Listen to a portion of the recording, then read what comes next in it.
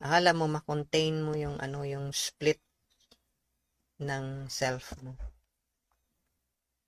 Mm. Pero ang hindi mo alam, lalo ka nag-split, nag-fragment ka tuloy. So, itong fragmented self, itatago mo yan. I-living mo yan sa subconscious mo. Okay, part din ng unconscious. Akala mo, by forgetting about it na wala, for some time, mag-surface out yan.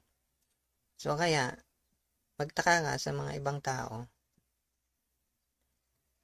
pabalik-balik yung issue nila. Pabalik-balik. Alam mo yung nagkaroon ka ng relationship, bumalik ulit sa next relationship mo, bumalik ulit sa next relationship mo, bumalik ulit sa isang relationship, bumalik ulit sa hindi mo maintindihan, baka hindi ka lang swerte. Baka medyo may nakalimutan ka lang, hindi ka lang paranoid ng konti, kaya hindi ka maingat. Yung hindi mo alam, dahil nilibing mo yung supposed to be bagay na mag-integrate ka as a person. Mabuo yung person mo.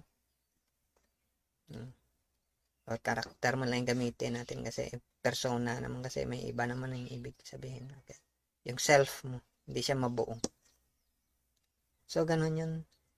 So, every time na may identical na karakter yung isang tao na kasama mo, maglalabas ulit yung energy na yun. Mag-project ulit siya sa screen mo. So, wala kang, alam mo kung ano yung magiging mo. Tatanda ka na lang, pabalik-balik yung pareading mo. Pabalik-balik yung pagparead mo ng chart mo. Unresolved yung issue. So, instead na mag-mature ka, na fixate ka sa certain age mo, na supposed to be, na master mo yung level na yan, hindi mo siya na master.